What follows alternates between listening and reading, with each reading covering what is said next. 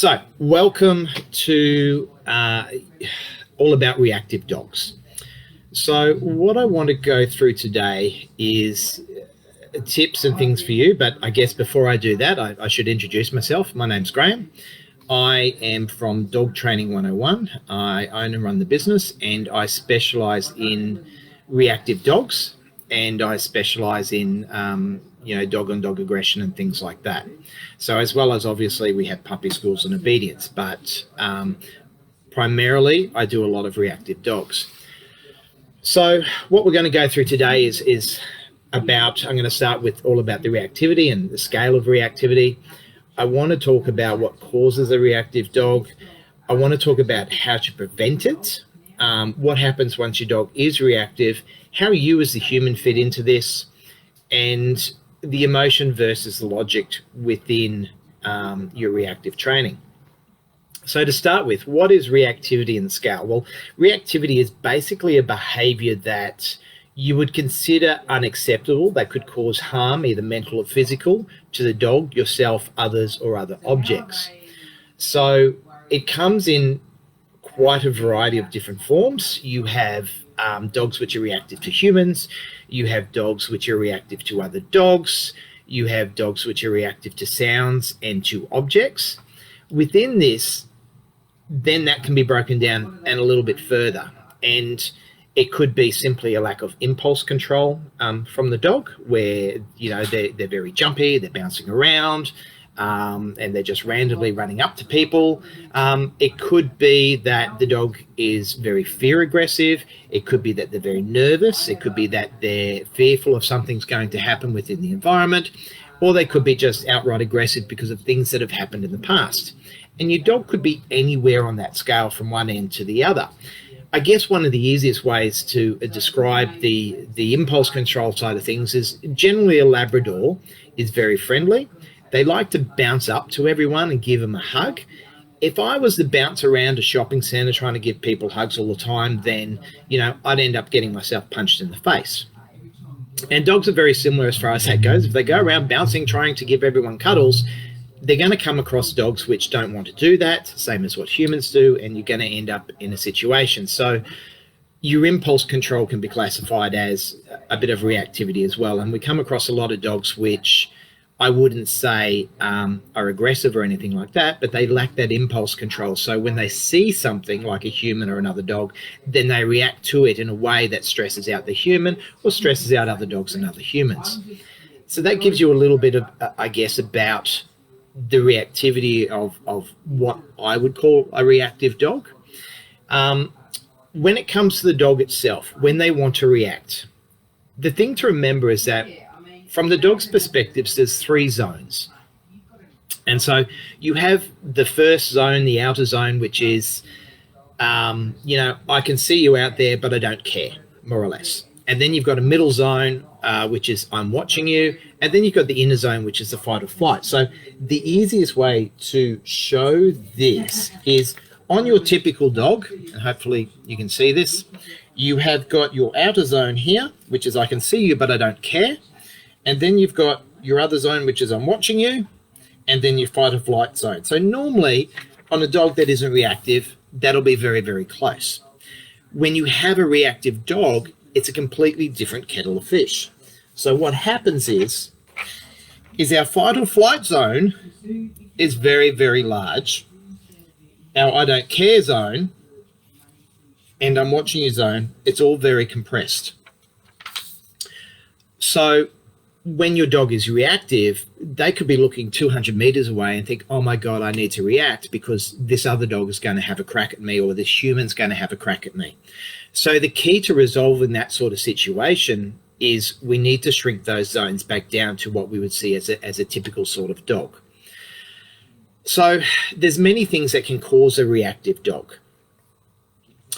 And there's many components to it. There's many different possibilities that have caused it. The easiest example is the most recent, what we call a COVID dog. So a COVID dog basically is a dog that's been locked up for the last 2 years because of the pandemic that's ripping around the world. And so they're fantastic in the home, but as soon as you take them out the home, because they've never been socialized to the human world, they don't know how to cope. So they don't have resilience and they don't know what to do. That's one component. It's probably the easiest for people to understand. The next one has got to do with another possibility is dogs that have been attacked. So whether that's from an irresponsible owner of the other dog, or owners that are oblivious to what they're doing and they have their dogs off lead, and then that dog comes up to your dog and you end up in a fight situation. So that can cause your dog to be reactive because they're on a lead.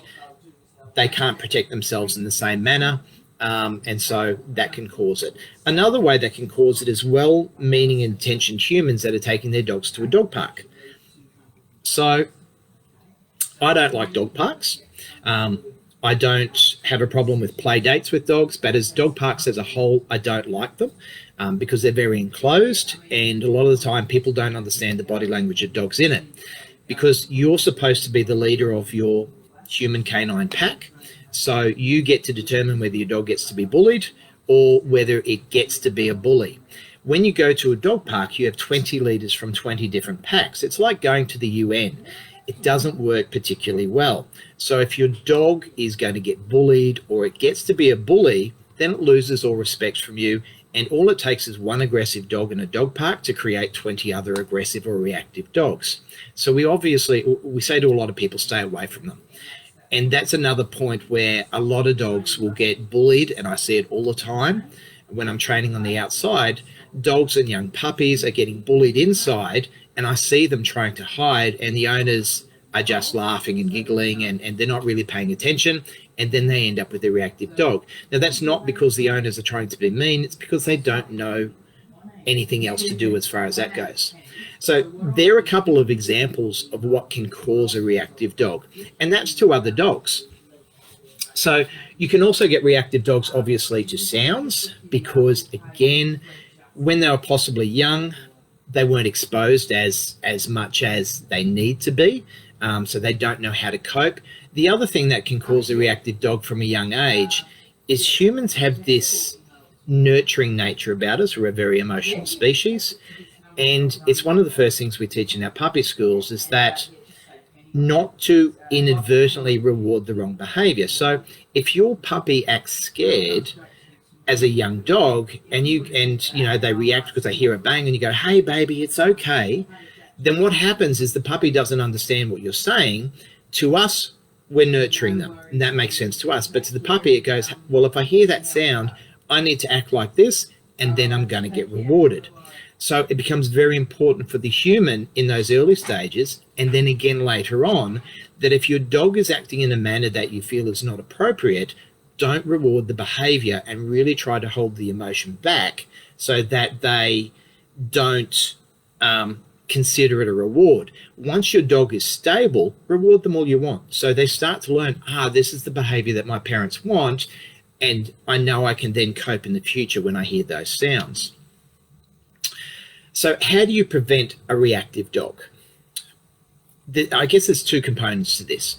First of all, if you get your dog as a puppy, then it's vital to socialize them to the human world.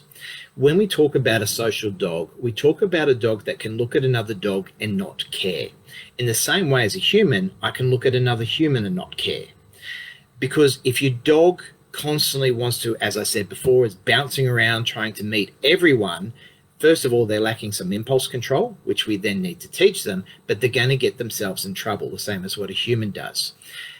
And when you start to apply some rules and you start to apply some control as a young puppy, then they're actually going to get more freedom because they'll be able to go more places because they won't react.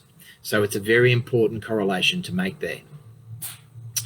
When it comes to an older dog, like a rescue dog, how do you prevent it? Well, obviously, once they come into your home, you don't know what has happened in the past. You don't know anything about that. So it becomes a case of you're going to find out through accident what is going to happen. So the biggest thing is that you have control of your dog when you're going out and about. And then you'll start to see different things that your dog may be adverse to because of things that have happened in its past, or they may be reactive to other situations because of, again, things that have happened in their past. The key is not to react, and try not to nurture those situations to enhance them. Once you know what is going on, then it becomes a case of, once you have your dog, to start to put in rules and start to counter condition those behaviors. And ways you can do that is, first of all, when you're home, and a lot of people go to take their dogs out for a walk, and the first thing that they do is they get very excited and go, oh my God, you want to go walkies? And then you've got this dog that is acting like a child on jelly beans, and they're getting very super excited, and they're bouncing around the house, and we put the leads on, then we go out the door, and we wonder why we have a garbage walk. Your dog starts reacting to the environment, and it's because you've had them super hypo before you went out. The key is making sure that your dog is calm before you leave. Now, there's a few different ways you can do that. One is if your dog gets very super excited when it comes to pulling out the lead, then before you go for a walk, 5-10 minutes beforehand, pull out the lead and then put it on the table and walk away.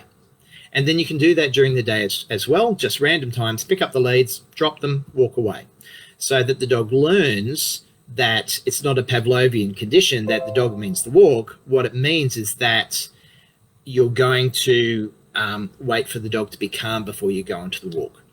The next thing is respecting your personal space. If you're going to the door and your dog is on the lead and they're going to push past you, that's rude. It's rude for humans to push past other humans. It's rude for your dog to push past you as well.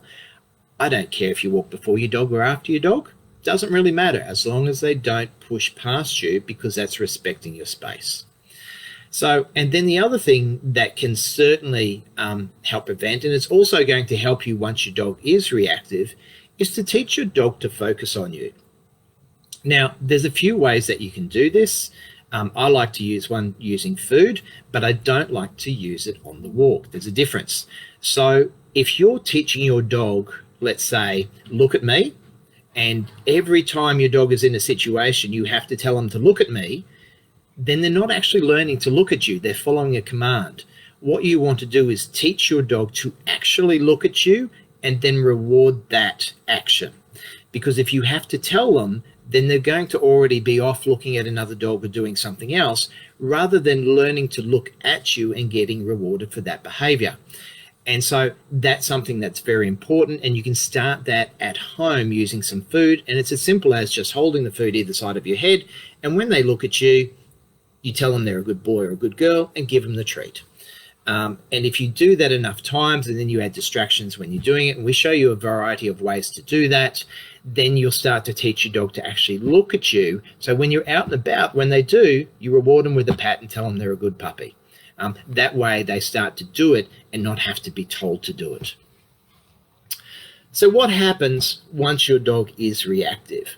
So in the majority of situations that I come across, it falls into basically, I guess, 3 situations. The human didn't know what they were getting. The human inadvertently has caused the situation, or the human's had some sort of trauma in their life and they've relinquished their role as a leader to the dog, and then the dog is acting out. Once your dog is reactive, you need to seek help. There's no doubt about it. There's lots of videos online. There's lots of people out there that are well-intentioned. It can be a very long and painful process when you're doing that. Another thing to remember is, whilst there are a lot of well-intentioned people out there, you don't have to be smart to share stuff on the internet. And this is something we teach when it comes to puppy school, because the number of times people have told me, hey, you know, I've been told to stop my puppy biting, is I bite my dog back. And I go, well, you're only going to get a mouthful of fur. So when it comes to teaching your dog how to not be reactive when you're out and about, once it is, the key is it starts at home. You need to be the leader at home. And once you have that environment set up at home where you have that trust and that control, then that's going to go out and about onto the walk. Because the simple thing is, as soon as you put a lead on your dog, you're handcuffing them so that they don't have the ability to protect themselves. You need to be the leader and step up and show them that you can lead them, and then they will back you up. And that's important to remember as well. The other thing to remember is that reactive dogs are not that dissimilar to drunk men. really, you could even say they're just drunk men who are furry in disguise. So when you have a reactive dog, they tend to lock eyes onto another dog, just like drunk men do in a bar. And then they go, "What are you looking at?" And the other one goes, "What are you looking at?" And before you know it, you've got a fight going on in your hands. So always remember, it's a really good analogy that a reactive dog is a drunk man, and you treat it the same way. You place some controls in place and you teach them to disengage. How does the human fit into this? What it means is that you need to be a leader to your dog. That is very different to being an alpha. An alpha will use fear and you won't get respect from the dog. A leader will get respect. It's no different to within the human workplace. So you could have a manager who you don't respect, but you do as you're told within that job. And you could also have a manager who you'll do anything for and you'll follow them to the ends of the earth. And that is the difference between a leader and an alpha. And that's within a human workplace, and it's very similar within the canine one. So, as I said before, one of the problems that happens when it comes to being, the leader and how the human fits into it is that humans will, they add some emotion into it. Sometimes with the human, if they've been through a dog attack or something like that, it can be very confronting, and it can be very traumatic for the human, and they can be scared. And that is going to feed into the dog straight through the lead, and they're going to know that you're scared, and so they're going to lose some trust. So it becomes very important to reach out to get help, because a lot of the time when I'm helping people, the dogs aren't too bad, but I need to help the humans, and I need to get them through the experience and build their confidence in handling their own dog. So always reach out for help. It's really important as far as that goes. If you are afraid, then that's going to communicate through your lead, and your dog isn't going to be able to trust you, and neither of you are going to go forward. There's something to remember. The next part of this, I guess, is emotion versus logic in your reactive training. Again, humans are a very emotional species. And so what happens is we want to nurture. So the dog is acting scared, possibly. The dog is acting aggressive. And so the human then lays in our emotion on top of that. And that can be very challenging for the training of the dog, because you need to be able to put your emotion aside and logically think about what is happening at that point in time. Is there a reason for your dog to be scared? If there is, do we counter condition it? Is there a reason why your dog is being aggressive in another situation and not in another? And logically working through what is going on and trying not to see it as a human and try to see it as a dog, but try to do it objectively, which is really hard because of our emotion, but it's very important for you to be able to move forward and be able to place both yourself and your dog in controlled, safe situations that are going to build the trust and resilience within your dog.